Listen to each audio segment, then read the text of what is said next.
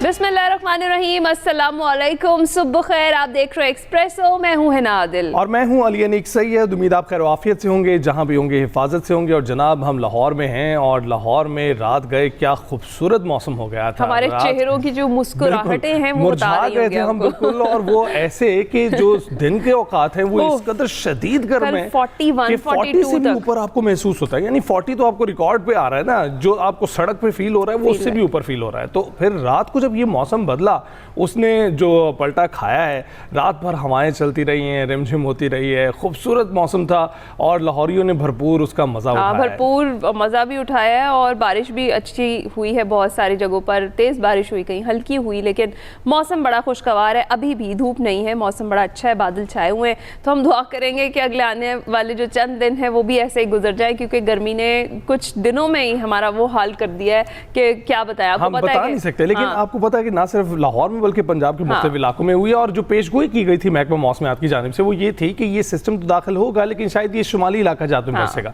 लेकिन पंजाब में भी बरस रहा है, तो जो कि अच्छी चीज़ है। और अच्छी चीज़ की बात करें, इस हफ्ते की उम्मीद यही है कि ठंडा गुजरेगा इंशाल्लाह। आज भी बारिश होती रहेगी। तो इसके साथ साथ आपको पता है हम शो का आगाज करते हैं, कोशिश करते हैं कि अच्छी खबरों से की जाए। दूसरी अच्छी खबर, एक के बाद एक अच्छी खबर वही शेयर करने वाला हूँ, और वो ये है कि शायकीन को अब स्टेडियम्स में जाने की इजाज़त मिल गई है। बाकी की जो प्ले ऑफ मरहले के मैचेस हैं PSL के, वो एक्शन वो लाइव देख सकेंगे। शायकीन ने बड़ी दरख्वास्तें भी की और शायकीन ने बहुत सारे ट्रेंड्स भी चलाए, कैंपेन्स चलाई, और वो ग्लोबल जो ट्रेंड था कल वाला वो काम कर गया और उसके बाद फिर ये इजाज़त मिल गई। अब hashtag open PSL for public जो हम देखते रहे हैं कल, और उसके बाद आज ये नतीजा निकला है कि मोहसिन नकवी साहब और जो हमारे वज़ीर आज़म उन्होंने मुलाकात की थी। हमने भी बड़ी एफर्ट की है। तो जो मुलाकात का नतीजा ये निकला है, कल की मुलाकात का नतीजा, हम भी थोड़ा क्रेडिट ले लेते हैं। आज हमें जो है ना इजाज़त मिल गई। तो जनाब अगर आप कराची में मौजूद हैं तो ज़रूर जाइए और उसको लाइव देखिए। इसके साथ साथ अब जो बैनुल अक़वामी मामलात हैं उन पर भी नज़र डाल लेते हैं। ईरान अमरीका मुज़ाकरात में तातुल, मगर जंगबंदी और बातचीत का इम्कान अब भी बरकरार है। ईरानी वज़ीर ख़ारजा अब्बास अराग़ची पाकिस्तान और ओमान के बाद रूस पहुँचे, जहाँ ईरानी वज़ीर ख़ारजा की रूसी सदर पुतिन से मुलाकात हुई और उन्होंने सदर पुतिन को सुप्रीम लीडर मुश्तबा ख़ामनेई का पैगाम पहुँचाया। अब्बास अराग़ची ने कहा कि रूस ईरान ताल्लुकात स्ट्रेटेजिक शराकतदारी पर मबनी हैं जो मजबूत होते रहेंगे। रूसी सदर ने कहा कि ईरान और खित्ते के ममालिक के मुफादात के लिए जो कुछ हो सका, जो कुछ मुमकिन हो सका, रूस करेगा। रूस ने ईरान और अमरीका के दरमियान मुज़ाकरात में सालसी की पेशकश कर दी है। तर्जमान क्रेमलिन ने कहा है कि ईरान अमरीका मुज़ाकरात में सालसी और अमन को यकीनी बनाने के लिए हम सब कुछ करने को तैयार है। आखिरकार अमन ही गालिब आता है। दूसरी जानिब जर्मन चांसलर ने कहा है कि वाज़ेह नहीं कि अमरीका इस सूरत हाल से निकलने के लिए कौन सी हिकमत अमनी अपनाना चाहता है। अमरीका ईरानी क़यादत के हाथों जलील हो रहा है। ईरानी हुक्काम निहायत महारत के साथ मुज़ाकरात कर रहे हैं। वाज़ेह तौर पर ईरानी हमारी सोच से भी ज़्यादा मजबूत है। और उधर तर्जमान वाइट हाउस जो कैरोलिन लेविट हैं, उनके मुताबिक सदर ट्रंप की ज़ेर सदारत कौमी सलामती के इजलास में ईरान की नई तजावीज़ पर गौर किया गया। और अमेरिकी वज़ीर ख़ारजा मार्को रूबियो ने फॉक्स न्यूज़ से इंटरव्यू में कहा कि ईरान डील से मुतालिक संजीदा है। ईरानी मुज़ाकरातकार मौजूदा खराबी से निकलना चाहते हैं, लेकिन टूट फूट के शिकार ईरानी क़यादत रुकावट है। तो जनाब ये है सारी सूरत हाल जिस पर हमने करनी है बात, और बात करने के लिए हमें ज्वाइन कर चुके हैं शौकत पराचा साहब, सीनियर तज्ज़ियाकार हैं। अस्सलाम वालेकुम शौकत पराचा साहब, गुड मॉर्निंग। सबसे पहले बताएं कि आप कैसे हैं?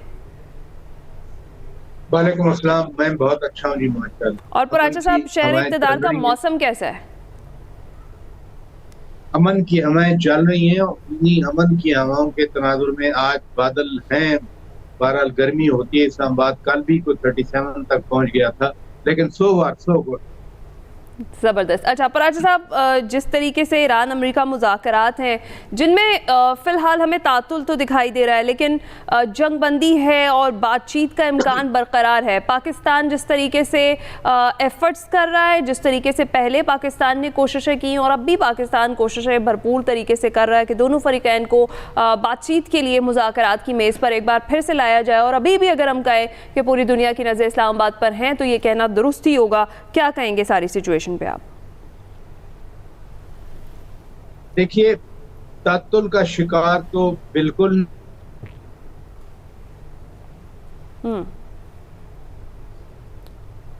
जी पराचा साहब। पराचा साहब से हमारा राब्ता शायद मुनक़ता हो गया है, कनेक्टिविटी का इशू दोबारा से बहाल करते हैं और उस वक्त तक आपको बताते हैं कि जर्मनी की जानिब से भी जो अब ये पेशरफ्त हुई है और हमने देखा है कि स्पेन के बाद अब जर्मनी भी ऐसी सूरत हाल का शिकार है जिसमें बयानात उनकी जानिब से आ रहे हैं और बयानात में वो यही कह रहे हैं कि अमेरिका की जो पॉलिसी है साहब हमें ज्वाइन कर चुके हैं, खुद को ही ठेस पहुंचा रहे हैं। पराचा साहब जी कंटिन्यू कीजिएगा। देखिए, मैं वही बात कर रहा हूँ कि अब तो दोनों फ्रीकैन चीख कर कह रहे हैं कि हम अब अमन मुज़ाकरात को आगे बढ़ाएंगे। यानी कल अमेरिका ने भी, अमेरिकी सदर डोनाल्ड ट्रंप ने भी अपनी नेशनल सिक्योरिटी टीम के साथ उन तजावीज़ पर गौर किया जो ईरान की तरफ से गई हुई, और सिमिलरली ईरान के वज़ीर ख़ारजा, चले अल्फाज जैसे भी हों, वो कह रहे हैं कि चूंकि सदर ट्रंप ने मुज़ाकरात की दरख्वास्त की है तो हम इस पे गौर कर सकते हैं। इसलिए ये जो जब पहला राउंड था 11-12 अप्रैल को, उसमें नायब सदर उधर से थे, स्पीकर पार्लियामेंट इधर से थे, जो एरियाज आइडेंटिफाई हुए, अब उन्हीं एरियाज पर बातचीत जा रही है, जिसमें ईरान ने फिर 4 नुकात पाकिस्तान के जरिए अमेरिका तक पहुंचा दिए। वो चारों नुकात उन्होंने रात को नेशनल सिक्योरिटी कमेटी में डिस्कस कर दिए। इसलिए ये तातुल कहने की बजाय मैं तो ये कहूंगा कि आगे बढ़ रहे हैं। और वैसे भी जब बड़े यानी लीडर्स बैठ के बात करने तो मामला रेफर कर दिया जाता है टेक्निकल एस्पेक्ट्स पर। अगर ये वाकई टेक्निकल लोग अब बैठ गए हैं और बात कर रहे हैं तो मेरे नजदीक ये तो बहुत बड़ी डेवलपमेंट है, क्योंकि टेक्निकल लोग जब निटी-ग्रिटी को फाइनल करते हैं तो उसके बाद ही कोई फायदा हुआ करता है। तो लिहाजा अमन मुज़ाकरात आगे बढ़ रहे हैं, सीज फायर इंटैक्ट है, दोनों के मुतालबात एक दूसरे के सामने हैं, पाकिस्तान की मीडिएशन बरकरार है। अब तो रूस ने भी कल कह दिया कि अगर साथी की जरूरत हो अमन के लिए तो हम तैयार हैं। रूस ने हरगिज नहीं कहा कि हम ईरान के साथ मिलकर अमेरिका के खिलाफ जंग करेंगे, या चीन ने कहा हो कि हम अमेरिका के खिलाफ जंग करेंगे। चीन ने जो 5 नुकात पाकिस्तान के साथ मिलकर दिए वो भी अमन के लिए थे। हुर्मुज़ का खुलना भी शामिल था, यूएन चार्टर पर अमल करना भी शामिल था। तो सब अमन चाह रहे हैं, तो ये अमन आगे बढ़ रहा है। तो ये बताइएगा पराचा साहब, इस वक्त जब हम पहले मुज़ाकरात के दौर देख रहे थे उसमें न्यूक्लियर अफजूदगी की बात थी और उसी का बड़ा चर्चा था और पता था कि जो यहाँ पर डेडलॉक बनेगा वो इसी बात पर बुनियाद पर बनेगा।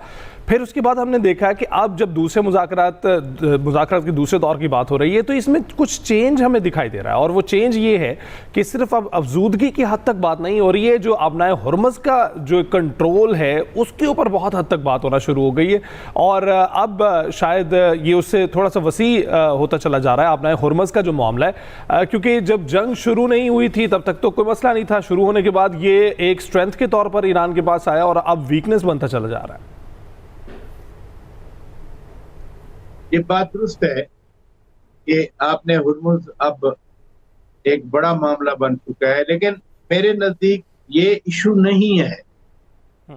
अब नए हुर्मुज़ ईरान भी क्लियर है, अमेरिका तो कह रहा है कि खुला रहे, काउंटर ब्लॉकेड किया हुआ है। ईरान को भी मालूम है कि जो पाकिस्तान की तरफ हुर्मुज़ वाला किनारा है वो तो ईरान के पास है, लेकिन जो उस तरफ है ईरान के पार, हुर्मुज़ के पार, वो अरेबियन टेरिटरी है।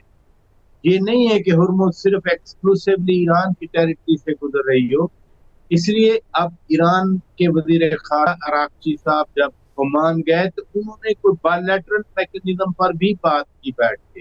दैट मीन्स वो जो ईरान का इसरार है कि सिर्फ हम ही इस पे नेविगेशन कंट्रोल करेंगे, अगर वो ओमान की पार्टनरशिप बनती है तो वो वाला जो ईरान की इंसिस्टेंस है वो तो खत्म हो गई। इसलिए हुर्मुज़ जो है वो उसके लिए दुनिया सेंसिटिव है। ये हो नहीं सकता कि ईरान पूरी दुनिया के साथ टक्कर ले। पूरी दुनिया क्यों सेंसिटिव है? इंटरनेशनल लॉ ऑफ सीज 1982 का मुआहदा, उसमें इन आबी गुजरगाहों से गुजरने की बाकायदा तौर पर इंटरनेशनल गारंटीज हैं। ये चूंकि जंग हो रही थी, जंग में बम फट रहे थे, तैयारे बमबारी कर रहे थे, या मिसाइल गिर रहे थे, या ड्रोन गिर रहे थे, तो इसलिए बारूदी सुरंगें लगा दी गई। लेकिन जैसे इस जंग को बंद करने का अमेरिका पर प्रेशर था, सिमिलरली हुर्मुज़ के मामले पे मैं समझता हूँ ईरान पर खासा प्रेशर आएगा। हाँ, किसी एग्रीमेंट के तहत, किसी अंडरस्टैंडिंग के तहत जो ईरान कंपनसेशन कह रहा है अगर कंपनसेशन की हद तक कुछ अरसे के लिए ईरान को ये एग्री कर लिया है, ये अलग बात है, लेकिन एक्सक्लूसिव राइट के हमेशा के लिए फिर एक साइड वाले तो रॉयल्टी मांगे या टैक्स मांगे या टोल मांगे, तो दूसरी साइड जो हुर्मस का जो मुल्क है, ओमान है या थोड़ा सा अरब कंट्रीज का पार्ट बनता है, वो किधर जाएंगे। इसलिए पहले जंग से पहले इशू नहीं था। जंग में इस हुर्मस को पहले ईरान ने प्रेशर डालने के लिए यूज किया, फिर अमेरिका ने जब काउंटर ब्लॉक किया तो that is a pressure tactic, it's a technical issue, not the strategic issue. Right अच्छा पराचा साहब, जिस तरीके से अभी हमने सुना कि अमरीकी जो वज़ीर ख़ारजा है मार्को रूबियो, वो ये कहते हैं कि ईरानी डील को लेकर संजीदा तो हैं, लेकिन टूट फूट का शिकार जो ईरानी क़यादत है वो रुकावट है। इससे पहले सदर ट्रंप भी कह चुके हैं कि फ्रैक्चर्ड क़यादत है ईरान की, लेकिन बज़ाहिर हमें ऐसा नहीं लगता। हमें पूरी ईरानी क़यादत सेम पेज पर दिखाई देती है, और इस वक्त इस चीज़ की तो बात जिस तरह से जर्मन काउंसलर ने भी की और ये कहा कि ईरान जो है बड़ी महारत के साथ, वो जो जर्मन चांसलर है वो यही कह रहे हैं कि ईरान बड़ी महारत के साथ मुज़ाकरात कर रहा है और उनकी सोच से भी ज़्यादा मजबूत और क्लियर है वो अपने मामलात में। इस पर आप क्या कहेंगे? नंबर वन, ये जो फ्रैक्चर्ड वाली बात है ना, मतलब अच्छा नहीं लगता, लेकिन गोलियां उनके अपने घर में चल रही हैं जहां वो सब बैठे हुए, और फ्रैक्चर्ड ईरान है। यानी उनको कहने से पहले सोचना चाहिए कि आपकी अपनी ग्राउंड रियलिटी क्या है। सदर ट्रंप जहाँ बैठे हैं, जहाँ हेक्सेथ बैठे हैं, जहाँ खुद रोबियो बैठे हैं, मेज के नीचे छुपे हुए हैं रोबियो साहब, वो कहें कि जी फलां फ्रैक्चर्ड है और हम कंसोलिडेट हैं, ये अजीब सा लगता है। अब दूसरी बात है, यकीनन ईरान में एक प्रॉब्लम है कि उनके जो सुप्रीम लीडर हैं मुस्तफा खामनाई साहब, एक तो वो जख्मी है, प्लस वो जाहिर है उनको सिक्योरिटी है, क्योंकि उनके पूरे खानदान को पहले दिन ही अटैक करके शहीद कर दिया गया। तो वो जो मैसेज जाता होगा उन तक, वो बहुत सारे मीन्स से, बहुत सारे जराए से, डिफरेंट रूट से जाता होगा, उसमें डिले होता होगा। तो वो जो भी प्रपोजल है, अगर उसको फाइनल करना है तो उन तक पहुंचने में या उनकी अप्रूवल लेकर वापस आने में, मुज़ाकरातकारों तक, उस पे डेफिनेटली टाइम लगता होगा। इस हद तक तो हम इस बात को तस्लीम कर सकते हैं, मान सकते हैं। लेकिन ईरान इंटैक्ट खड़ा है। देखिए ना, एक मुल्क जिसने दुनिया की सुपर पावर की 40 दिन जंग बर्दाश्त की, इसराइल की टेक्नोलॉजी भी साथ है, मिलकर उन्होंने ईरान में तबाही फैलाई, ये पुलों की तबाही हुई, जो इंफ्रास्ट्रक्चर है उसको तबाह किया गया, प्लांट्स को तबाह किया। पार्क जजीरे में जहाँ 90% पेट्रोलियम प्रोडक्ट्स हैं, प्रोड्यूस की होती हैं, प्रोसेस की होती हैं, उसको निशाना बनाया गया। तो ईरान विथस्टूड, ईरान ने स्टैंस लिया, ईरान खड़ा रहा। इसलिए कह देना कि उनकी क़यादत की आपस में कोऑर्डिनेशन नहीं है या वो एक दूसरे की बात नहीं मान रहे, अगर ऐसा होता तो वो घर ही अगर यूनाइटेड ना होता तो वो घर गिर गया होता। वो घर गिरा नहीं है ईरान वाला, घर कौन सा गिरा है जहाँ जिस घर में गोलियां चल रही हैं। नहीं बात करनी चाहिए, लेकिन क्योंकि वो बात ही ऐसी कर देते हैं, इसलिए ईरान ने 40 दिन की जंग का सामना किया है। अब तो ईरान कह रहा है कि वो कह रहे हैं कि मुज़ाकरात करें, तो चले हम मुज़ाकरात पे गौर कर सकते हैं। ये रेटरिक होता है, लेकिन बहरहाल दोनों साइड का मुज़ाकरात के लिए, मैं जैसे पहले बता रहा हूँ कि टेक्निकल लेवल पे बातें चल रही हैं। कितने परसेंट यूरेनियम की आपने बात की, रखना है ईरान ने, कितने परसेंट नहीं रखना। एक मॉडल है JCPOA 2015 का, जो सदर ओबामा के साथ साइन हुआ था, उसमें भागा कौन? उसमें तो अमेरिका ने विड्रॉ किया था। कौन था अमेरिका का सदर? यही सदर ट्रंप थे। एक मॉडल पड़ा है, उसी को आगे बढ़ा लिया जाए। 3.67% एनरिचमेंट ऑफ यूरेनियम में अलाउड था। ओमान के वजीर खारजा ने कह दिया था कि 0% तक ईरान तैयार है। तो ईरान ने तो एटम बम को वैसे भी हराम करार दिया हुआ है। कोई कहे कि ये ईरान एटम बम नहीं बना सकता, वो तो पहले ही फतवा वहां पर मौजूद है कि हम एटम बम नहीं बनाएंगे, क्योंकि ईरान इस्लाम में एटम बम हराम है। इसलिए ये जो हुर्मुज़ वाला है वो सिर्फ टेक्निकल इशू है, बाकी न्यूक्लियर पे बातचीत चलती रहेगी और यही मुज़ाकरात का रास्ता है। बिल्कुल ठीक है। पराचा साहब, बहुत बहुत शुक्रिया हमसे गुफ्तगू करने के लिए। ये कह रहे हैं आप, वो कह रहे हैं जंग होती है तो दोनों का नुकसान होता है, और नहीं होती तो अमन होता है, तो दोनों का ही फायदा होता है। ब्रेक पर जाएंगे। Welcome back. कुछ कहानियां अपने अंजाम से पहचानी जाती हैं और कुछ कहानियां अपने सफ़र में ही दिलों पर राज करने लगती हैं। और ऐसी ही एक कहानी अब अपने सबसे अहम मरहले में दाखिल हो चुकी है। हम बात कर रहे हैं अब्दुल्लापुर का देवदास की। जी हाँ, ये ड्रामा अब अपने फाइनल वीक में पहुंच चुका है, जहां हर गुजरती किस के साथ कहानी अपने अरूज की तरफ बढ़ रही है। मोहब्बत, धोखा और कुर्बानी का ये अनोखा इम्तिजाज अब एक ऐसे मोड़ पर आ चुका है जहाँ सच और झूठ का टकराव नागुज़ीर लगता है। अगली किसके कुछ झलकियां देखते हैं। मैं उसके बगैर मर जाऊंगी, प्लीज मुझे बचा लो। मेरे घर में रहती हो मेरे साथ, उसका नाम लेके तड़पती है, उसका नाम लेके रोती है, उसका नाम लेके रोज मरती है। जिस लड़के को आप इतने टाइम से ढूंढ रही हैं, मुझे बता दें उसको, क्या पता आपकी तलाश खत्म हो जाए। तेरे हिजर ने आतिश लाइए।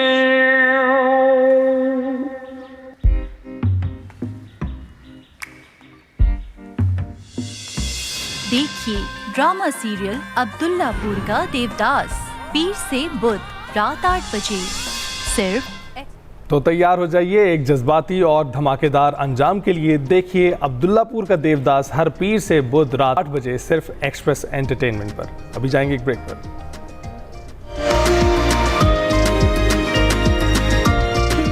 Welcome back to Expresso. नाज़रीन, पाकिस्तान की नौजवान नस्ल में कुछ नाम ऐसे होते हैं जो सिर्फ कामयाबी नहीं बल्कि मकसद की पहचान बन जाते हैं।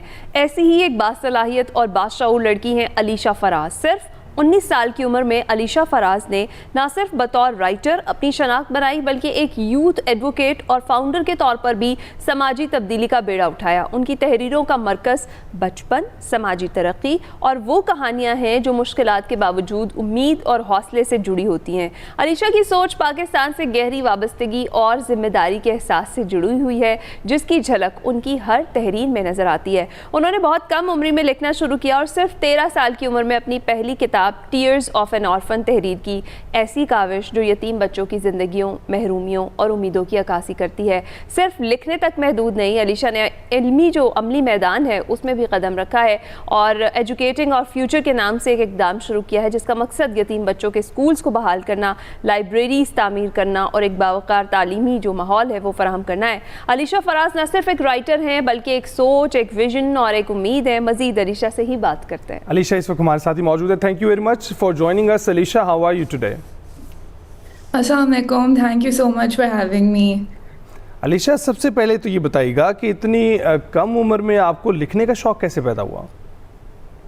मुझे बचपन से बुक्स पढ़ने का भी बहुत शौक था और बोलने का बहुत शौक है, तो आई थिंक उसी से मैंने लिखना भी लग गई थी मैं। ज़बरदस्त। अच्छा, ये जो पहली आपकी काविश थी, पहली किताब टीयर्स ऑफ एन ऑर्फन, ये लिखने का आइडिया आपको कैसे आया? और इस बुक में बज़ाहिर हमें उसके टाइटल से पता चल रहा है कि इसमें क्या बात हो रही है।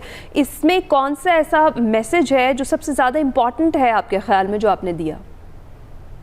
तो ये मैंने अपनी दोस्त के साथ बुक लिखी थी जब मैं 13 साल की थी। तो लिखने का ख्याल ऐसे आया था कि हम लोग ऑर्फनेजेस हम लोग जाते थे और स्कूल्स, तो हमेशा से मुझे शौक़ था, जैसे जब मैं छोटी थी मैं टीचर बनती थी तो लोगों को पढ़ाना और हर चीज़। तो तब हम लोग गए थे एक मुन्ना ऑर्फनेज जो एलिवेशन स्कूल, तो उधर से हम लोग बच्चों से बात करने लग गए थे और हर चीज़। बट अनफॉर्चुनेटली कोविड आ गया था तो फिर मुश्किल हो गया था कि हम स्कूल्स जाएं। तो फिर भी हमारा दिल था कि हम कुछ करें।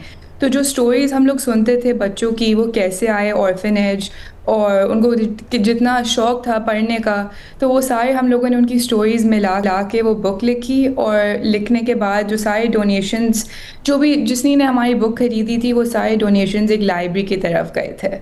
राइट। तो अलीशा, आपके फाउंड किए गए प्लेटफॉर्म एजुकेटिंग आवर फ्यूचर का बुनियादी मकसद क्या है और यतीम बच्चों के मसाइल को उजागर करने की तरगीब आपको कैसे मिली? तो ये हमारा मकसद यही था कि बच्चों को एजुकेशन मिले और हम नॉन प्रिविलेज लोगों की मदद करें, स्पेशली ये जो बच्चे हैं जिनको, बिकॉज़ एजुकेशन एक राइट होना चाहिए कि सारे बच्चों को मिले, स्पेशली जो स्लम एरियाज़ हैं उधर ज़्यादा हम लोगों ने तवज्जो दी थी।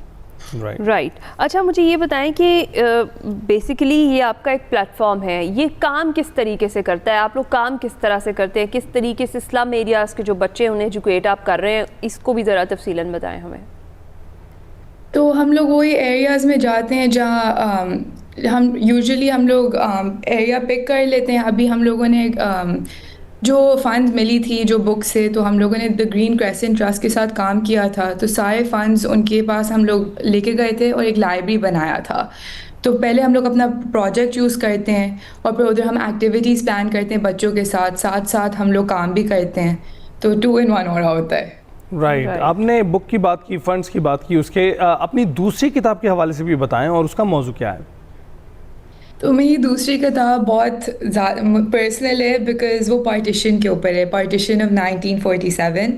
तो एक हिस्टोरिकल नावल है और एक फ़ैमिली के ऊपर है। एक अंसारी फ़ैमिली है जो मद्रास में रहते हैं और जब उनको समझ आ जाती है कि बहुत वायलेंस इरप्ट होने लग गया है, हमको माइग्रेट करना चाहिए पाकिस्तान, तो उनकी पूरी जर्नी के ऊपर है कि वो कैसे पहुंचते हैं पाकिस्तान पूरे मद्रास से। तो ये ऑब्वियसली एक समरी है बट काफ़ी हर्डल्स होते हैं जो पार्टीशन में हुए थे।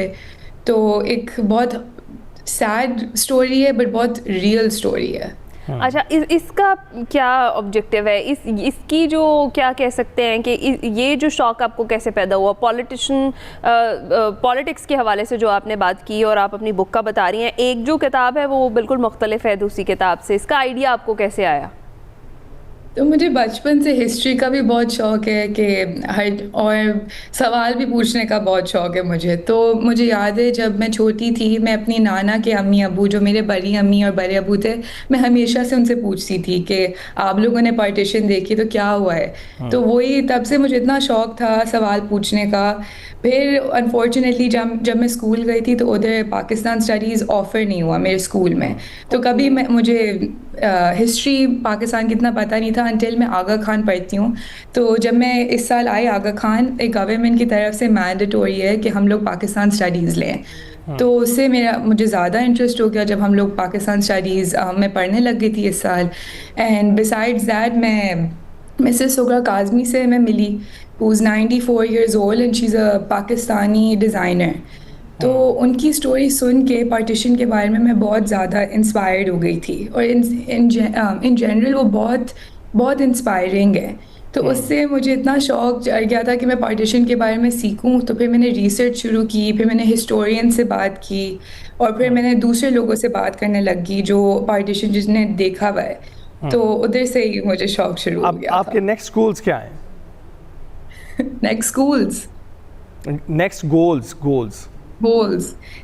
गोल्स अभी तो मुझे वही आई थिंक हर चीज़ को मैं कंबाइन कर रही हूँ। तो मैं आगा खान में मैनुअल्स बना रही हूँ अर्ली चाइल्डहुड डेवलपमेंट के लिए, कि मैं थोड़ा सा अवेयरनेस रेस करूँ ECD के लिए। Right Alisha, thank you so much for joining us और हम आपको गुड लक बोलेंगे जो काम आप कर रही हैं, ख़ास तौर पे ये जो आप बच्चों के लिए काम कर रही हैं, जो आपका एक प्लेटफॉर्म है उसके थ्रू जो आप काम कर रही हैं वो बड़ा ज़बरदस्त है। इस पर आप इसी तरीके से मज़ीद काम भी करती रहें। हम ब्रेक पर जाएंगे।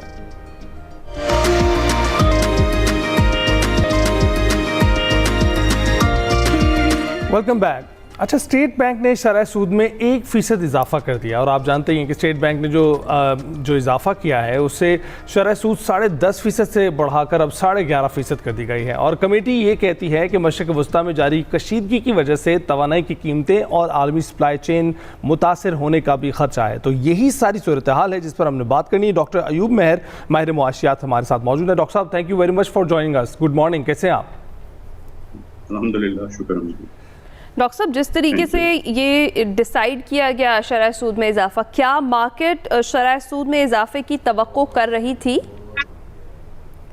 मार्केट में वैसे तवक्को थी और मैं समझ रहा हूँ कि लास्ट जो मॉनेटरी पॉलिसी थी उसमें भी ये था कि शायद 1% का इजाफा कर दिया जाएगा, लेकिन लास्ट टाइम तो उसको होल्ड किया गया था। इस मरतबा लेकिन दो अलग चीजें हैं, मार्केट की तवक्कुआत या मार्केट की डिमांड्स क्या थी। मार्केट की डिमांड्स तो ये थी कि शरह सूद में कमी होनी चाहिए या कम से कम इसको होल्ड किया जाए, इसको बढ़ाया ना जाए। ये एक मार्केट की तरफ से डिमांड आ रही थी क्योंकि मार्केट पे इसका बहरहाल इन्वेस्टमेंट पर और बिजनेस पर एक नेगेटिव इम्पैक्ट तो आता है। लेकिन जो तवक्कुआत थी, एक्सपेक्टेशन थी, जो इकोनॉमी के हिसाब से देख रहे थे, तो उसमें टाइटनेस जरूरी हो गई थी मॉनेटरी पॉलिसी में, क्योंकि इन्फ्लेशन के जो फिगर आ रहे थे वो अनएक्सपेक्टेडली हाई हो गए थे। 3.6 से हम शुरू हो गए थे और 6 और 7 के दरमियान हम पहुंच चुके हैं। और फ्यूचर में क्योंकि एनर्जी प्राइसेस में जिस तरह से इजाफा हो रहा है ग्लोबली भी और लोकली भी, डोमेस्टिकली भी, उससे लग रहा था कि मनी टाइटनिंग की जरूरत पड़ेगी। ये जो एक्सपर्ट्स थे उनके व्यूज यही थे। कमेटी में भी एक्सपर्ट्स मौजूद हैं, उनके भी तो डॉक्टर साहब इसमें मजीद इजाफे का भी खदशा है क्या? पहले तजवीज़ जो किया गया था वो इससे ज़्यादा इजाफा था? देखिए, मैं अगर ग्लोबल सिनेरियो देखूं तो उन कंट्रीज में, इंडस्ट्रियलाइज कंट्रीज में जहां इजाफा नहीं किया जाता था बहुत अरसे तक, वहां भी इजाफा किया गया है। ग्लोबली तो एक इम्पैक्ट आया है। यहाँ देखते हैं अगर मतलब हुकूमत कामयाब हो जाती है कि किसी तरह से महंगाई को कंट्रोल कर ले, क्योंकि जो इन्फ्लेशन है उसमें सिर्फ ग्लोबल ऑयल प्राइस का इफेक्ट शामिल नहीं है, उसमें लोकल जीएसटी का हमारा सिस्टम है, सब्सिडीज का विड्रॉल है, एनर्जी जहाँ की रेगुलेटेड प्राइसेस हैं उनमें जिस तरह से इजाफा हो रहा है रेगुलेटेड प्राइसेस में, वो सब मिलकर के इन्फ्लेशन में रिफ्लेक्ट करते हैं। तो अगर इन्फ्लेशन कंट्रोल नहीं रहा तो फिर इसमें मजीद इजाफा हो जाएगा। और ये देखें कि ये जो इजाफा किया गया है असल में आदी नहीं रहे थे लोग। 3 साल से हम जो चीज देख रहे थे या तो डिक्लाइन हुआ था या होल्ड किया जा रहा था। तकरीबन 3 साल हो गए। 3 साल के बाद आप अचानक से 1% इंक्रीज आया है। और अगर इन्फ्लेशन की फिगर कंट्रोल में नहीं हो पाए, जो कि उसके लिए पॉलिसीज अडॉप्ट करनी चाहिए। अच्छा। अगर नहीं कंट्रोल कर पाए तो फिर ये इंक्रीज होगा। ये अच्छा, तो डॉक्टर साहब ऑलरेडी 22 से 10.5% पर हम आए थे और बड़ी मुश्किल से, और दरख्वास्त तो यही की जा रही थी कि सिंगल डिजिट में इसको लेकर आया जाए, लेकिन अब फिर जिस तरीके से ये हमने 1% का इजाफा देखा है, हम ऑलरेडी देख चुके हैं माजी में रूस और यूक्रेन वॉर के बाद 22% तक जब गई थी शरह सूद। तो अब आपको लगता है कि आगे अनसर्टेनिटी बढ़ेगी और मजीद भी इजाफा एक्सपेक्ट किया जा रहा है, जिस तरह से अभी आप बात कर रहे थे, तो क्या हालात वापस वैसे हो सकते हैं? देखिए, मसला ये है कि मॉनेटरी पॉलिसी के जरिए महंगाई को कंट्रोल करने की कोशिश की जाती है, उससे नेगेटिव इम्पैक्ट ग्रोथ पर तो पड़ता है, लेकिन पाकिस्तान के सिनेरियो में 2-3 और मुश्किल चीजें आ जाती हैं जिसकी वजह से प्रॉब्लम होती है। पाकिस्तान में जो हमारा जीडीपी ग्रोथ रेट है वो ऑलरेडी बहुत ही हद तक कम है उस रिक्वायरमेंट से जो हमारी रिक्वायरमेंट है। इसको 6 से 7 के दरमियान तो होना चाहिए, और अगर नहीं तो 5 का तो प्रेडिक्ट किया जाता रहा है कि 5 से 6 के दरमियान हो, लेकिन अभी भी मौजूदा हालात में भी 3.6 जो गुज़िश्ता 6 महीने में रही है, 3.6 की शरह रही है। तो इन्फ्लेशन का इम्पैक्ट जो आता है वो नेगेटिव, जो हमें बहुत ज्यादा उसका नुकसान उठाना पड़ता है इंटरेस्ट रेट बढ़ाने का। एक तो जीडीपी ग्रोथ की वजह से, दूसरा एक अब ये नोन फैक्ट है ये तो एक कि पाकिस्तान में एफडी की एफडीआई की सूरत हाल बहुत खराब है, इन्वेस्टमेंट की सूरत हाल बहुत खराब है। तो जब 1% इंक्रीज होता है तो इसका इम्पैक्ट जो होता है, इसका अगर मैं सिंपल लफ्जों में ट्रांसफॉर्म करूं तो 1% इंक्रीज का मतलब है कि एफडीआई या इवन डोमेस्टिक इन्वेस्टमेंट कम होने जा रही है, और फिर जो जॉब अपॉर्चुनिटीज हैं उसकी वजह से इससे एसोसिएट होती है ना जॉब अपॉर्चुनिटीज, तो जॉब अपॉर्चुनिटीज मजीद कम हो जाएगी। जहां पहले ही अनएम्प्लॉयमेंट हो वहां जॉब अपॉर्चुनिटीज का कम हो जाना है, वो सोचने कोई अच्छा फैक्टर नहीं है। तो डॉक्टर साहब, पहले ही जो एफबीआर है वो कह रहे हैं कि हमारे जो टैक्स के अहदाफ है वो पूरे नहीं हो रहे हैं, उसके बाद ये सारी सूरत हाल जो आप शेयर कर रहे हैं, और उसके बाद जो इम्पैक्ट इंडस्ट्रीज़ पे आप बता रहे हैं कि होने वाला है, उससे जॉब अनएम्प्लॉयमेंट तो होगी, लेकिन महंगाई की शरह क्या हो सकती है अगर 150% 150 बैरल पर चला जाता है, $150 फी बैरल पर चले जाता है तेल, तो आलमी सतह पर उसी देखें अभी 6-7 के दरमियान तो इन्फ्लेशन पहुंच गया है, जो कि एक्सपेक्ट किया जा रहा था कि 3 और 4 के दरमियान रहेगा, 3.6 समथिंग रहेगा, इसके करीब रहेगा, लेकिन उसका 7 पर चला जाना, और 7 में भी एक जो अजीब सा इंडिकेटर है कि जो कोर इन्फ्लेशन है हमारे यहाँ वो ज्यादा है। मैं काफी दफा ये चीजें इंडिकेट कर चुका हूँ कि जो माजी में था एक ट्रेंड था ना पाकिस्तान में, तो हमारा जो 2 इन्फ्लेशन है ना, एक कोर है एक सीपीआई की बेस पर है। सीपीआई की बेस पर जो इन्फ्लेशन है वो थोड़ा सा ज्यादा होता था, कोर कम होता था। कोर इसलिए कम होता था कि उसमें 10-12 बेसिक नेसेसिटीज हैं जिसको कंट्रोल हुकूमत करती है, आटा है, चीनी है, घी है, एनर्जी है, इन चीजों की प्राइसेस थी जो गवर्नमेंट कंट्रोल करने की कोशिश करती थी, तो कोर कम होता था क्योंकि वो आम आदमी के इस्तेमाल की चीजें। सीपीआई मिडिल क्लास का इंडेक्स है, वो थोड़ा सा ज्यादा होता था। अभी जो ट्रेंड बन गया है वेरी अनफॉर्चुनेटली कि कोर ज्यादा है, सीपीआई कम है, यानी कि जो बेसिक अशिया की कीमतें हैं वो ज्यादा तेजी से बढ़ रही हैं। मिडिल क्लासर वाली चीजों में भी इजाफा हो रहा है लेकिन रिलेटिवली कम हो रहा है। उसकी वजह ये नहीं कि वो चीजें सस्ती हो रही हैं, उसकी वजह ये कि लोगों की बाइंग पावर नहीं है ना, लोग खरीद नहीं रहे। तो वो ऐसी चीजें मिडिल क्लासर की वो 400-500 चीजें हैं कि लोग डिले कर सकते हैं, फिलहाल नहीं खरीद रहे, तो वहां ज्यादा इन्फ्लेशन महसूस नहीं हो रहा। ये एक ड्रास्टिक चेंज है। इसको मैं समझता हूँ कि एडमिनिस्ट्रेटिव मेजर के जरिए सप्लाई चेन को बेहतर बनाकर गवर्नमेंट कोर इन्फ्लेशन को कंट्रोल कर सकती है। हमें फोकस करना चाहिए वो 10-12 आइटम है, उनकी प्राइसेस कंट्रोल की जाए तो कोर इन्फ्लेशन कम से कम कंट्रोल हो जाएगा। सीपीआई को मॉनेटरी पॉलिसी बाद में मैनेज कर सकती है। अच्छा, तो डॉक्टर साहब, जिस तरीके से स्टेट बैंक भी खबरदार कर रहा है, शहरी खौफजदा ऑलरेडी हो गए हैं, बिजली और पेट्रोल की कीमतों से पहले ही वो परेशान है, मज़ीद महंगाई का खदशा है, तो क्या सिचुएशन बन जाएगी आगे और कैसे एक आम आदमी अपना गुजारा कर पाएगा? जी, प्रॉब्लम यकीनन आएंगी और प्रॉब्लम के इंडिकेशन जो होते हैं कि प्रॉब्लम की तरफ जा रहे हैं वो नजर भी आ रहे हैं कि इंडस्ट्रियल क्रेडिट नहीं हो रहा। खुद मॉनेटरी पॉलिसी के स्टेटमेंट के साथ जो डॉक्यूमेंट्स होते हैं उसमें नजर आता है कि जो इंडस्ट्री के लिए फिक्स्ड एसेट्स के लिए एक क्रेडिट होता था, क्रेडिट पहले ही कम है प्राइवेट सेक्टर को, वो कम हो रहा है। इंडस्ट्री अपने आप को रनिंग में रखने के लिए वर्किंग कैपिटल लोन जो है वो बैंकों से ज्यादा ले रही है ताकि डे टू डे उनकी एक्टिविटीज चलती रहें। जो कंज्यूमर्स क्रेडिट है, हाउस होल्ड क्रेडिट है, वो बहुत तेजी से बढ़ रहा है। क्रेडिट कार्ड का इस्तेमाल, पर्सनल लोन, उनका वो ज्यादा तेजी से ग्रोथ हो रही है उसमें। वो क्या इंडिकेट कर रहा है? वो इंडिकेट कर रहा है कि लोगों ने अपनी जो करंट प्रॉब्लम है महंगाई की वजह से उसको फ्यूचर लायबिलिटीज पर शिफ्ट कर दिया है, जो कि अच्छा इंडिकेटर नहीं है। वो इंडेक्टिस की तरफ जा रहे हैं, वो माजी में जो वो आने वाले वक्त में उनके लिए प्रॉब्लम क्रिएट कर सकता है। इस सूरत हाल में जो पॉलिसी मेकर्स हैं, मैं गवर्नमेंट की भी बात करूंगा, जो एडमिनिस्ट्रेटिव प्राइसेस को कंट्रोल करते हैं, जो मार्केट मैकेनिज्म को कंट्रोल करते हैं, उनकी भी मैं बात करूंगा। उनको बहरहाल इस वक्त इस सूरत हाल में अभी से एक्शन लेना होगा, अभी से मैनेज करना होगा। अगर हम हाथ पे हाथ धर के बैठे रहें और ये सोचते रहें कि ग्लोबल प्राइसेस जब कंट्रोल में आएंगी, ऐसा नहीं होता कि ग्लोबल प्राइसेस के इम्पैक्ट का जवाब बना करके डोमेस्टिक इकोनॉमी को उसके सहारे पे छोड़ दिया जाए। फिर इकोनॉमिक पॉलिसी का कोई मकसद नहीं रह जाता। इकोनॉमिक पॉलिसी होती इसलिए है कि जो ग्लोबल इम्पैक्ट आ रहे हैं आप डोमेस्टिक बहुत ही शदीद हैं। डॉक्टर साहब, आप बिल्कुल ठीक कह रहे हैं। बहुत बहुत शुक्रिया हमसे गुफ्तगू करने के लिए। अभी हम ब्रेक पर जाएंगे।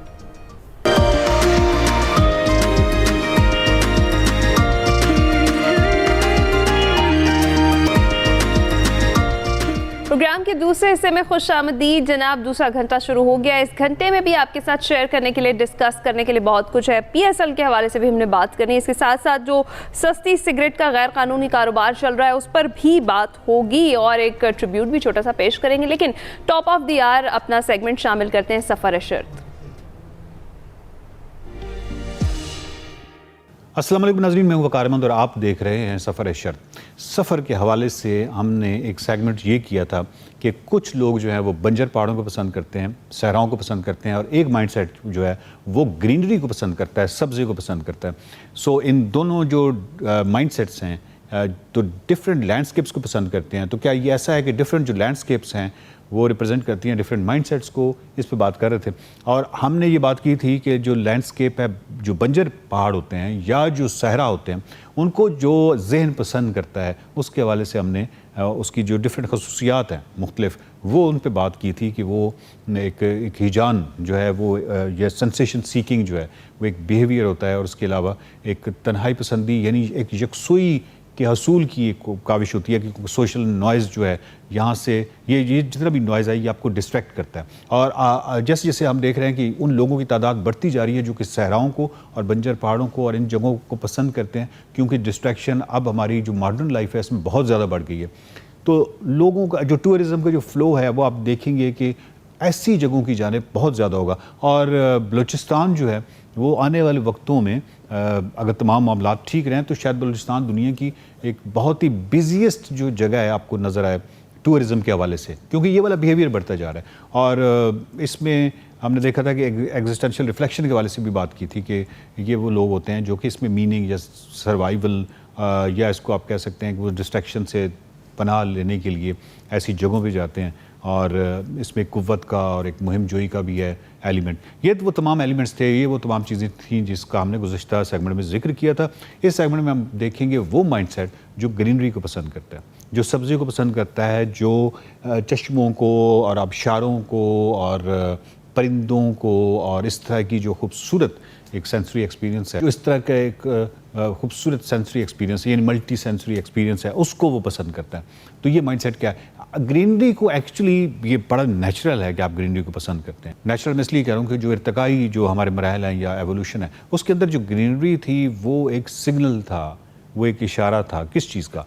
पानी का, फूड का, और जिसको हम कहते हैं कि सिक्योरिटी का, सर्वाइवल का, सेफ्टी का। ये बुनियादी तौर पे ये वो इशारे थे, ये वो चीज़ थी। ग्रीनरी जो है इस चीज़ का सिग्नल थी कि यहाँ पे हम सर्वाइवल कर सकते हैं।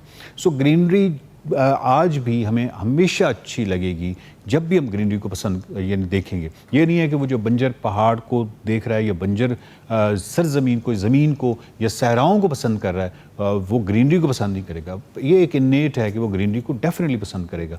हाँ, ये तरजीह का एक मामला जो है वो अलग है, लेकिन वो अगेन उसकी एक नफ्सियाती वजाहतें हैं मौजूद हैं कि वो उसकी तरजीह क्यों है बंजर पहाड़, वो उसके हवाले से पिछले जो सेगमेंट उसमें जिक्र किया गया।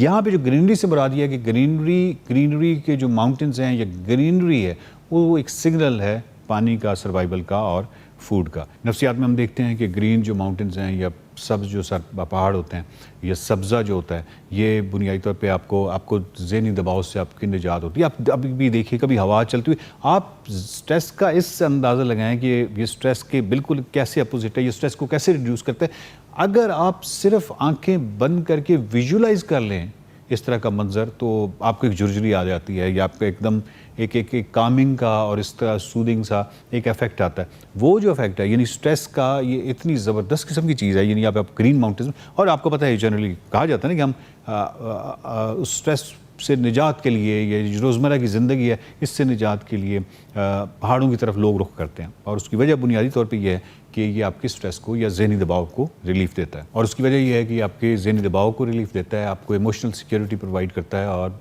मतलब ये है कि आपको जो डिप्रेशन है इन तमाम चीज़ों से निजात देता है। ये उसकी वजह भी अगेन इन्नेट है, क्योंकि ग्रीनरी जो है उसने हमें हमेशा सर्वाइवल का और सिक्योरिटी का ये सिग्नल के तौर पे हमेशा हमारे सामने आई है। फिर एक जो नर्चरिंग सिंबलिज्म है, यानी नर्चरिंग सिंबलिज्म से मेरी मुराद ये है कि जो फर्टाइल लैंडस्केप थी या जो ज़रखेज़ ज़मीनें थी, ये हमेशा से इंसानों को उसने अट्रैक्ट किया।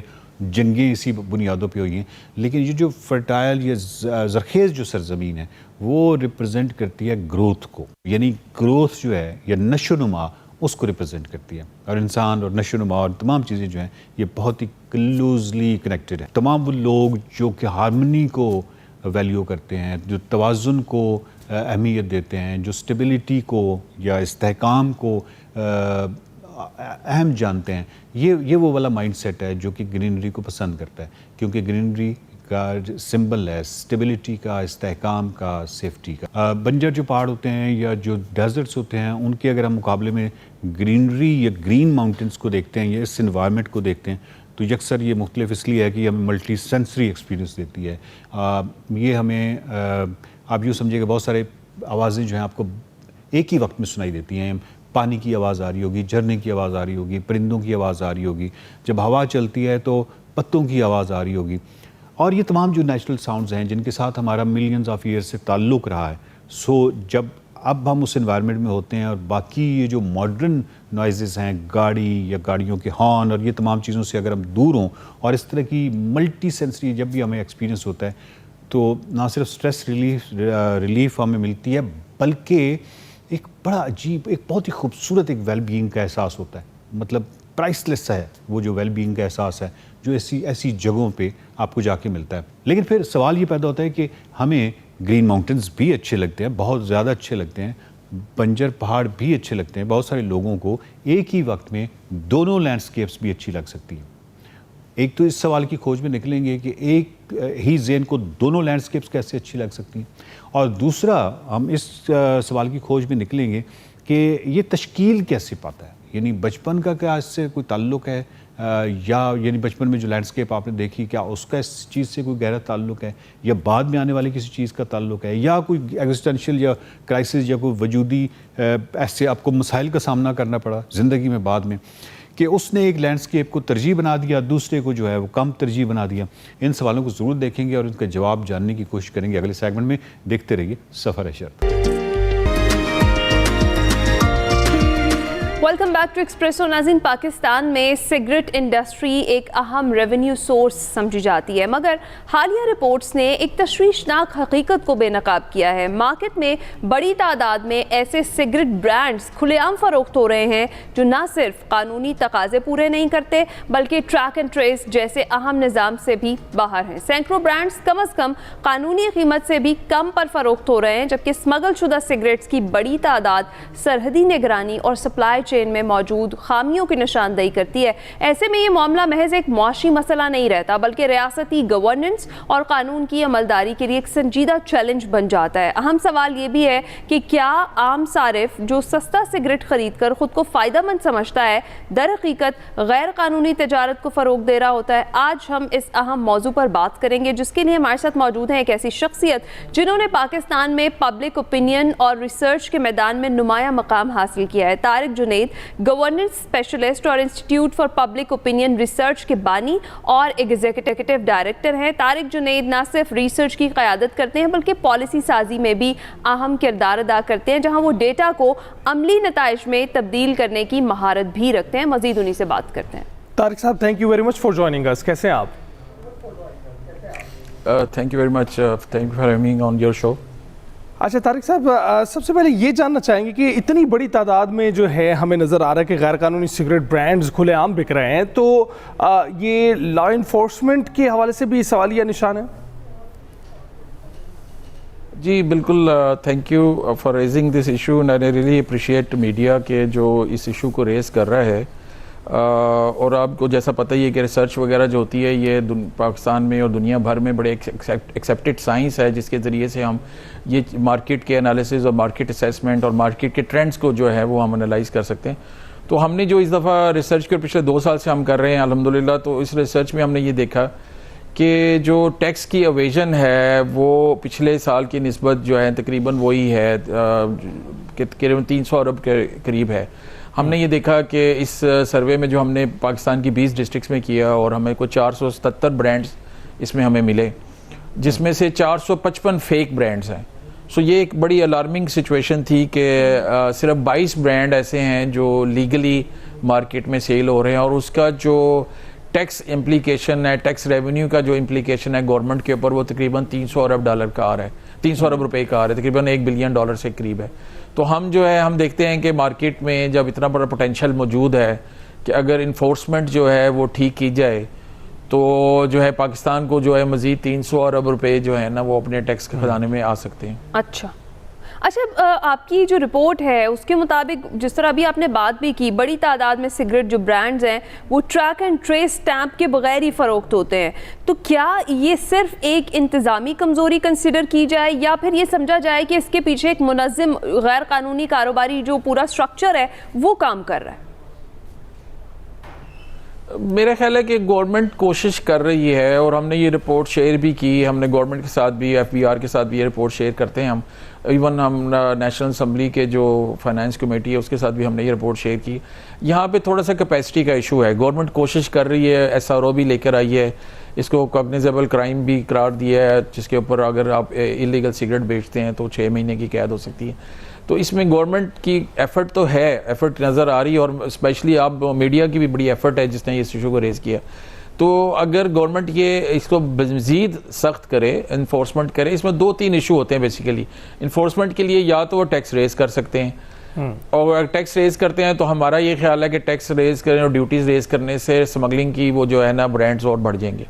तो इसके लिए ऑन द स्पॉट जहाँ पे सेल पॉइंट है वहाँ पे जो है ना थोड़ा सख्ती करने की ज़रूरत है। मेरा ख्याल है कि अगर गवर्नमेंट जो है सेल पॉइंट पर ज़्यादा चेकिंग बैलेंस करे तो ये सिगरेट की जो इलीगल सेल है ये इसके ऊपर काफ़ी हद तक कमी आ सकती है। राइट, तो ये भी बताइएगा कि यहाँ पर कवानीन मौजूद हैं और बहुत सारे जो कारोबारी अशखास हैं वो इन कवानीन पर अमल करके अपने कारोबार को चलाने की कोशिश कर रहे हैं। तो क्या आपको ये नहीं लगता है ऐसी सूरत हाल जिसमें गैर कानूनी सिगरेट्स पहले से अवेलेबल हों, उसमें उन लोगों को जो कवानीन पर अमल दरामद करके चल रहे हैं उन्हें कारोबारी सज़ा दी जा रही है?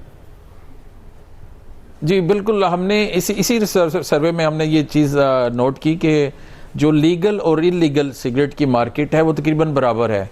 यानी कि इस वक्त जो मार्केट में अवेलेबल सिगरेट्स हैं वो 51% लीगली सोल्ड हो रहे हैं और 49% सिगरेट जो है, यानी हर 100 में से 49 सिगरेट जो है वो इलीगली सेल हो रहा है, without track and trace stamp के बगैर होगा, या उसकी जो ग्राफिकल हेल्थ वार्निंग है उसके बगैर होगा, या वो मिनिमम जो लीगल प्राइस है 162 रुपीज़ की उससे नीचे सेल हो रहा है। तो ये जब चीज़ें हम देखते हैं तो, और ये भी साथ हम देखते हैं कि जो लीगली इस मार्केट को सेल कर रहे हैं वो अपने एंड पे अपना टैक्स भी जमा करवा रहे हैं, जो कि तकरीबन 300 अरब का करीब रेवेन्यू है।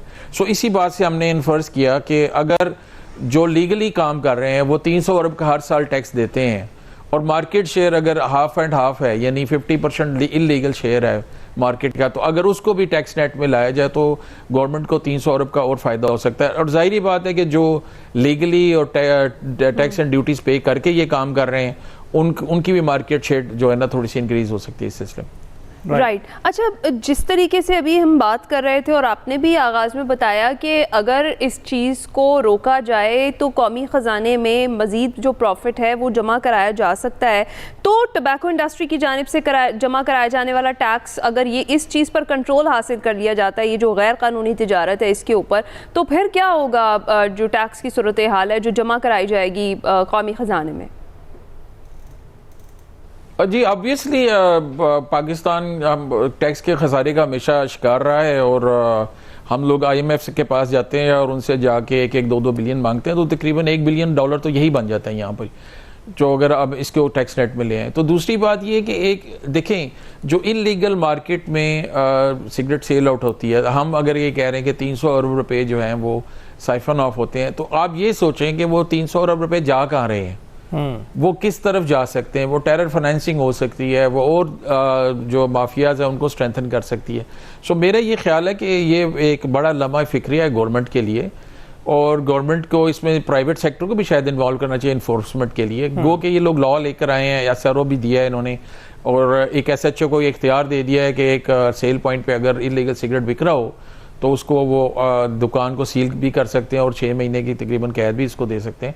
लेकिन फिर भी हालात उतने अच्छे नहीं हुए जो पिछले साल की निस्बत। वो मेरा ख्याल है कि हमारी रिसर्च ये शो कर रही है ओनली 5% जो है हालात इससे बेहतर हुए।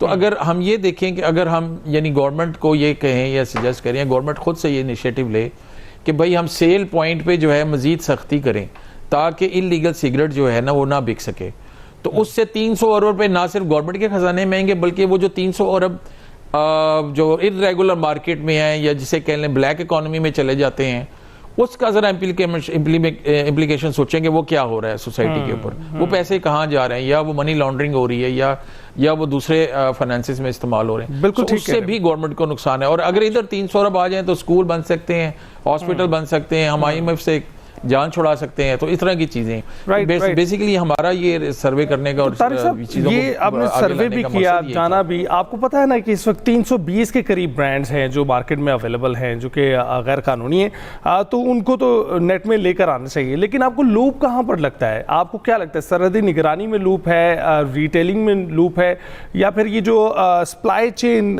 का जो एक रेगुलेटरी सिस्टम है उसमें लूप आपको नजर आ रहा है? अली साहब बहुत अच्छा सवाल है। मेरा ख्याल है कि ये तमाम जगहों पे ही लूप है। अगर आप ये देखें कि अनफॉर्चुनेटली जो पाकिस्तान में भी जो लॉज हैं वो पाकिस्तान पे इम्प्लीमेंट होते हैं और जो इलीगल सिगरेट बन रहे हैं या बनते हैं मोस्टली वो या आज़ाद कश्मीर वगैरह में बनते हैं या फिर बाहर से जो स्मगलिंग होके आती है उसकी भी रेशो तकरीबन 50-50 के करीब है। यानी कि जो locally duty not paid cigarette market में मौजूद है वो तकरीबन 54% है जो 50% का, और स्मगल्ड में 46। सो अगर हम स्मगलिंग को भी रोकें, अब हमें ये अंदाज़ा होता है कि ये स्मगलिंग यानी जो भी सिगरेट जो इलीगल मार्केट में बिक रहा है उसमें से आधे स्मगल्ड हैं और आधे लोकली ड्यूटी नॉट पेड। तो एक तो सेल पॉइंट को रोकने की जरूरत है, दूसरा जहाँ पे मैन्युफैक्चरिंग हो रही है इलीगल मैन्युफैक्चरिंग गवर्नमेंट करती भी है, बिग विग्स पे हाथ वाथ डालती भी है, ये देखती भी है कि कहाँ पे इलीगल सिगरेट्स बन रहे हैं, उन फैक्ट्रियों को सील भी करती है। लेकिन फिर भी कुछ ऐसे लूप होल्स हैं, जैसे मैं अर्ज कर रहा हूँ कि आज़ाद कश्मीर पे चूंकि पाकिस्तान के लॉज इम्प्लीमेंट नहीं होते, वहाँ पे TTS वाला अभी सिलसिला शायद नहीं शुरू हुआ, तो वहाँ अगर ये इनको भी कहा जाए कि आप भी जो है ट्रैक एंड ट्रेस सिस्टम को अडॉप्ट करें तो फिर वो फायदा हो सकता है, क्योंकि वहाँ जी राइट तारिक साहब, क्विकली क्या बात कहना चाहेंगे आप हुकूमत से, FBI से, कानून नाफिज करने वाले इदारों से कि ये जो गैर कानूनी सिगरेट है, इसकी जो ट्रेड हो रही है, गैर कानूनी ट्रेड है, इसके खिलाफ सिर्फ बात बयानात तक महदूद नहीं रहनी चाहिए बल्कि अमली नताइज भी सामने आने चाहिए ताकि कुछ फ़ायदा भी हो सके? जी बिल्कुल, हम लोग इसी सिलसिले में हम सेमिनार्स भी करते हैं और मिनिस्टर साहब को भी बुलाया था हमने, अपना कियानी साहब को, उनको भी हमने सारी ये बिलाल कियानी साहब को सूरत हाल बताई थी। गवर्नमेंट के अंदर विल तो है, मेरा ख्याल है कैपेसिटी का इशू है कि उनके पास इतनी कैपेसिटी नहीं है। तो इसीलिए हम तो ये सजेस्ट करेंगे कि प्राइवेट सेक्टर को, ये पब्लिक प्राइवेट सेक्टर को इन्वॉल्व करके, पाकिस्तान में तकरीबन 7.5 लाख दुकानें हैं जहाँ पे ये सेल पॉइंट है, जहाँ पे ये सेल होते हैं। तो बेसिकली तो पहले सेल पॉइंट पे ही जो है ना इफेक्ट करना चाहिए इसको, यानी वहाँ पे सख्ती करनी चाहिए, क्योंकि जब सेल पॉइंट पे ही नहीं सेल होगा सिगरेट तो इसका मतलब ये होगा कि वो इलीगल सिगरेट की सप्लाई एंड डिमांड जो है वो कम हो जाएगी। बिल्कुल ठीक है, गवर्नमेंट के अंदर ये गवर्नमेंट के सामने भी आपकी तजावीज़ भी हमारे जरिए भी पहुंच गई हैं और रेगुलेट करना बहुत ज़रूरी है, क्योंकि उनको नेट में लेकर आएंगे तो ही टैक्स कमा पाएंगे। ब्रेक के बाद आ जाऊँगा।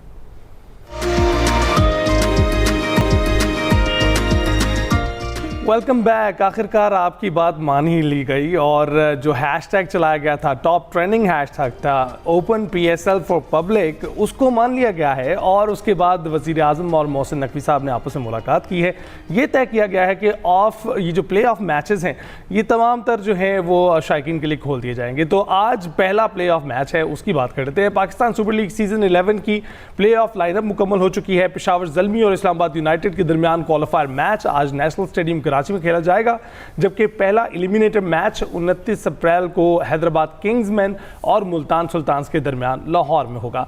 क्वालिफायर मैच की फातेह टीम फाइनल में रसाई हासिल कर लेगी, जबकि शिकस्त खुर्दा टीम और एलिमिनेटर 1 की फातेह टीम 1 मई को फाइनल में रसाई के लिए पंजा आजमाई करेंगे।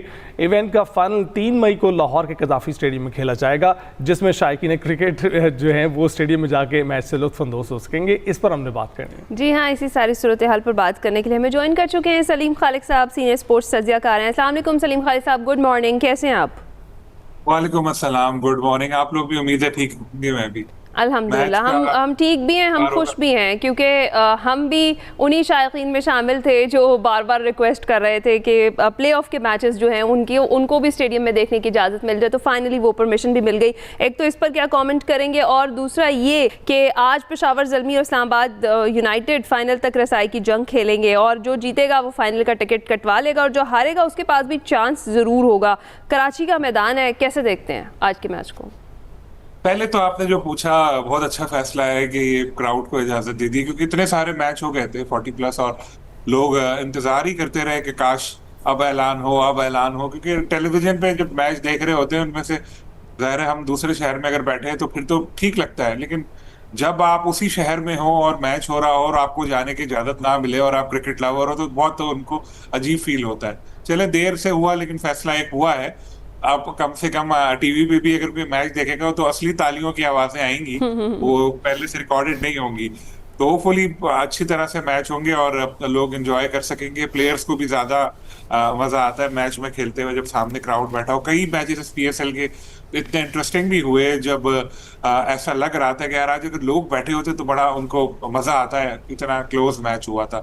रही बात जो पहला आज क्वालिफायर है, तो दोनों ये वो टीमें हैं जो थ्रू आउट इन्होंने इवेंट में बड़ा अच्छा परफॉर्म किया, नंबर 1 और नंबर 2 पे रहे। खास तौर पर अगर हम पेशावर ज़ल्मी का जिक्र करें तो वो सिर्फ एक मैच में उनको शिकस्त हुई एंड में, वरना तो वो जीतते चले जा रहे थे। एक मैच उनका वॉश आउट हुआ था, ये भी उनके लिए एक अच्छा ही हुआ। चलो एक प्ले ऑफ से पहले ही एक शिकस्त हो गई तो थोड़ा अपनी खामियों को ठीक करने का उनको मौका मिलेगा। दूसरी तरफ अगर हम इस्लामाबाद यूनाइटेड की बात करें, उनकी उस हार पे भी वैसे, sorry to cut you Salim Khaliq साहब, कुछ लोग तो कह रहे हैं जानबूझकर हारे थे वो। मैं ये नहीं कह सकता कि जानबूझकर हारे। क्रिकेट बाय चांस होता है। लोग ऐसे होते हैं कि जो अपनी आपकी अगर फेवरेट टीम हार जाए तो उसके बाद, या अगर बाहर हो जाए तो उसके बाद फिर इस तरह की कॉन्स्पिरेसी थ्योरीज सामने आती हैं। कुछ चीजें ऐसी हो जाती हैं जो नजर आ रही होती हैं, जो हमको समझ नहीं आती, लेकिन जाहिर है कि इस तरह खुल के भी हम उसमें कुछ कह नहीं सकते। राइट। लेकिन अब जो हो चुका है उसको बर्दाश्त करना चाहिए और क्रिकेटिंग चीजें समझनी चाहिए। कोई भी जानकर हारता नहीं है, क्योंकि उसको अपना भी नुकसान हो सकता है। आगे एक मोमेंटम आपका बना चला आ रहा हो और इस तरह का एक शिकस्त हो जाए तो उससे फर्क तो पड़ता है। तो मेरा नहीं ख्याल कि कोई जान के हारा। जाहिर है कि परफॉर्मेंस खराब रही थी और उनको मौका मिल गया कि अपनी इस परफॉर्मेंस में बेहतरी लेकर आए। जैसे यूनाइटेड का मैं आपको बता रहा था कि उनकी परफॉर्मेंस में उतार चढ़ाव थोड़े आए, लेकिन अब एक सेट टीम बन गई है। हर साल उनके साथ तकरीबन ऐसे ही होता है कि वो लो प्रोफाइल रहते हुए और आप फिर प्ले ऑफ में पहुंच जाते हैं। तो इस बार भी हमें यही नजर आया। लेकिन अच्छी चीज ये है उनके कैप्टन शादाब खान बड़ा जबरदस्त परफॉर्म कर रहे हैं, 14 विकेटें ले चुके हैं। फिर यंग टैलेंट समीर मिन्हास सबसे ज्यादा उन्होंने रन बनाए, ऑलमोस्ट 300 रन उनके होने वाले हैं। अगर हम ज़ल्मी में जाएं तो कुशाल मेंडिस और बाबर आजम, मैं यही बात करने वाला था, आपसे यही बात करने था सलीम भाई। इस वक्त जो सूरत हाल है उसमें हम ये समझ रहे हैं कि पेशावर ज़ल्मी जो है, या मैं ये समझ रहा हूँ कि पेशावर ज़ल्मी फेवरेट है, क्योंकि वो सिर्फ एक ही मैच जो है वो हारी है। अभी सूरत हाल जो है उसमें प्ले ऑफ का मरहला चल रहा है और कुछ जो नाकदीन है वो ये कहते हैं कि प्ले ऑफ में कोई फेवरेट नहीं होता, किसी का भी पलड़ा भारी पड़ सकता है। ऐसा ही है? आप बिल्कुल ठीक कह रहे हैं, ऐसा ही है बिल्कुल। क्योंकि जो दोनों टीमें हैं वो नंबर 1 और नंबर 2 है। थ्रू आउट इवेंट में उन्होंने अच्छा परफॉर्म किया है। एक उनके सेट हो चुकी हैं टीमें, और जैसे मैं बता रहा था बाबर और कुशाल मेंडिस नंबर 1 और नंबर 2 500 रन बना चुके हैं मेंडिस और 485 बाबर। जब भी दोनों क्रीज पे यकजा हुए एक दूसरे को बैक करते रहे और उसकी वजह से बड़ी बड़ी शराकतें भी उन्होंने बनाई। फिर जो इवेंट में सबसे ज्यादा 19 विकेटें लिए सुफियान मुकीम स्पिनर जो है वो भी इनके साथ है। दूसरी तरफ शादाब को जैसे मैंने बताया 14 आउट कर चुके हैं। समीर मिन्हास है, पिछले मैच में चैपमैन बड़ा अच्छा खेले इस्लामाबाद की तरफ से। तो दोनों टीमों के पास कई मैच विनर्स मौजूद हैं, तो एक जबरदस्त मुकाबला मुतवक्के है यहाँ पर कराची। तो सलीम खालिद साहब, टॉस कितना इम्पोर्टेंट रोल प्ले करेगा और बड़ा टोटल स्कोर जो है वो कितना होता हुआ आप देख रहे हैं? देखिए, टॉस का तो हमेशा एक इम्पॉर्टेंट रोल होता है। T20 में अक्सर टीमें जो होती हैं वो चेस करने को तरजीह देती है, क्योंकि हमने देखा बड़े से बड़ा स्कोर भी चेस हो ही जाता है। नेशनल स्टेडियम के पिच जो है ये एक बेवफा सी पिच है। कभी ये बहुत ज्यादा रन बन जाते हैं, कभी यहाँ पर ये होता है कि जल्दी टीमें भी आउट हुई हैं। आपने देखा कि बहुत लो स्कोरिंग मैचेस भी हुए, हाई स्कोरिंग मैचेस भी हुए। लेकिन अब चूंकि ये एक ऐसा मैच हो गया है कि जहाँ पर जो जीतेगा वो फाइनल में पहुंचेगा और दोनों बड़ी तगड़ी टीम है, तो उम्मीद ये की जा सकती है कि एक हाई स्कोरिंग मैच होगा। और अगर 200 प्लस स्कोर बन जाए, पहले बैटिंग करते हुए टीम बनाए, तो क्या ही बात है। और उसके बाद जबरदस्त लोगों को फिर इस मैच में चौकों छक्कों की बरसात देखने को मिल सकती है। जिस तरह आपने शुरू में भी जिक्र किया कि क्राउड अलाउ हो गया है, तो थोड़ा देर से फैसला हुआ कराची के हवाले से कि आज मैच है और कल ही फैसला हुआ। रात को टिकट्स की फरोख्त शुरू हुई, लेकिन एक अच्छी चीज ये हुई कि 500 रुपए हर स्टैंड का टिकट की इन्होंने प्राइस रख दी है, जो एक रीजनेबल है, जो भी लोग आराम से इसको अफोर्ड कर सकते हैं। तो उम्मीद ये है कि नेशनल स्टेडियम कराची इस हवाले से आपको मजीद भी आगाह करते रहेंगे। इस वक्त सलीम खालिद साहब हमारे साथ मौजूद है, PSL पर बात हो रही है। सलीम भाई बहुत शुक्रिया वेट करने के लिए। अच्छा, ये बताइएगा कि इस वक्त जो मैच है कराची में, हम शायकीन की बात कर रहे थे कि अब उन्हें मौका मिला है। देर से पता चला है, टिकटों की फरोख्त देर से हो रही है, लेकिन बहुत चीप टिकटें हैं, आप फौरी ख़रीद कर फौरी जाकर देख सकते हैं। लेकिन कराची की आवाम को मोटिवेशन हमेशा से चाहिए होती है और लाहौर से कम ही रश दिखाई देता है। आपको दिखाई दे रहा है कि इस बार कुछ रश होगा स्टेडियम में? मैं बात करूंगा कि किसी दिन आप लोगों को यहाँ से मॉर्निंग शो के लिए आप भी बात करें, बुलाएं। एक तजवीज़ दूंगा यास खान साहब को मैं कि होना चाहिए यहाँ पे, ताकि एक दफ़ा आप लोग आकर देखें कि नेशनल स्टेडियम के जो पीछे वाला एरिया है, जो मेन ये जो यूनिवर्सिटी रोड है, जो आके पुरानी सब्जी मंडी से सीधे जो रोड जा रहा है, उसका हाल क्या है। और आप लोगों को मीडिया से खबरें तो मिल ही रहती होंगी ना। तो जब कोई मैच होता है तो लोग आना अगर चाह रहे होते हैं स्टेडियम, तो उनको चाहिए होता है एक जबरदस्त सा माहौल कि वो स्मूथली स्टेडियम पहुंच जाएं। और हाँ, क्योंकि यहाँ पर तो बहुत ज़्यादा कोऑर्डिनेट भी किया जाता है, फैसिलिटेट भी किया जाता है शायकीन को। जिस तरीके से अभी भी यही चल रहा है कि पब्लिक ट्रांसपोर्ट यूज़ की जाएगी और रूट्स डिसाइडेड होते हैं, वहाँ से आवाम को यहाँ पर। वक्त हमारे पास कम था। सलीम खालिद साहब, बहुत शुक्रिया, आपने हमसे बात की। और जिस तरीके से हम देख रहे थे कि अब जो फाइनल की तैयारी है वो मुकम्मल हो चुकी है और किस तरीके से टीमें तैयार हैं। बिल्कुल, अभी हम ब्रेक पर जाएंगे।